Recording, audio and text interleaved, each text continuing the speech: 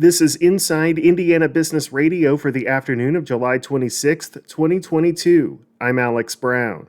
Ontario-based Scott Barrett Contract Packaging says it will invest $58 million to double its manufacturing footprint in Boone County.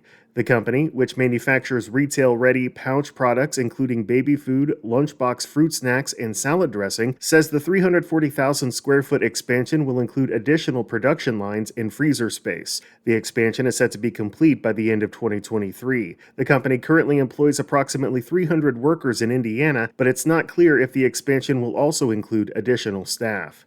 Evansville-based Old National Bank has selected Rafael Sanchez for the newly created position of Chief Impact Officer. Sanchez, who also serves as the bank's Indianapolis market president, is tasked with focusing on the financial advancement of underrepresented communities. Construction will soon get underway on a 4-story building that will house luxury condominiums within eyeshot of the University of Notre Dame. The South Bend Tribune reports the top floor units at Sideline Flats, which measure approximately 2,200 square feet, will be listed for as much as $1.5 million.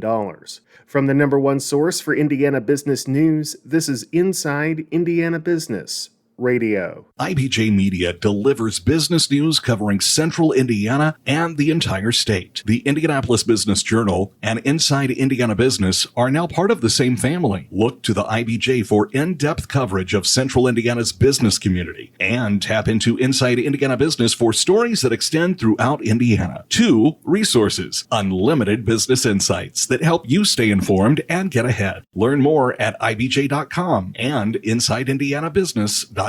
Anderson native Carl Erskine is the subject of a new documentary that highlights not only the baseball legend's career, but also his embrace of the virtues of diversity and inclusion long before they became part of the American consciousness. Erskine is the last surviving member of the Brooklyn Dodgers' famous Boys of Summer, which also included Jackie Robinson, and went on to become a champion of human rights. Filmmaker Ted Green discussed Erskine's impact on people with special needs in an interview with Inside Indiana sports host Bill Benner. Indiana has gone from being arguably the single worst state in the union in the treatment and acceptance of people with special needs to today arguably the very best. And the people who would know, they go all the way back with Special Olympics Indiana, they go all the way back with the Arc of Indiana, say the number one reason for that worst to first turnaround is number 17.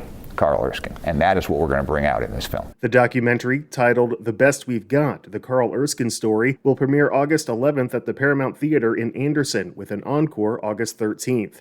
Another screening will take place August 18th at Newfields in Indianapolis.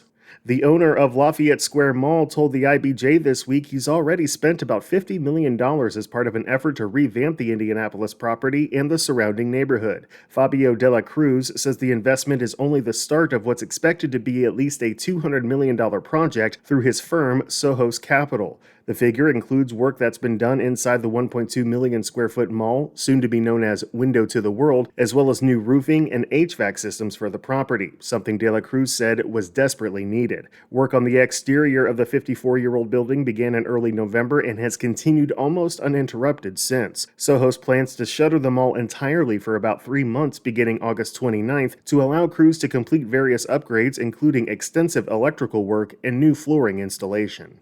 Fort Wayne-based Riverside Manufacturing is divesting its Faria Watchdog Vessel Monitoring Systems product line to M.A. Woods Whole Group, a Massachusetts company that conducts environmental and oceanography assessments for offshore and coastal engineering projects. The VMS is used by commercial fishing boats to track their positions, record engine data, and collect other information. Riverside President Scott Maddox said the technology can be found on more than 1,000 vessels around the world. Depending on where they're located, there are different reporting rules and different reporting requirements. So how often you have to report, the type of data. So while it was a profitable business for us, it was very complicated. So we thought it best to divest from that particular segment and focus on less resource-intensive aspects of the telematics business. That's really the motive for the sale. Riverside is not disclosing the financial terms of the deal.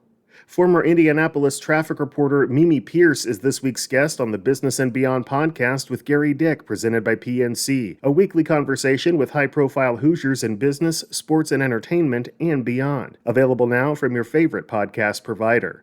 I'm Alex Brown for Inside Indiana Business Radio on Demand.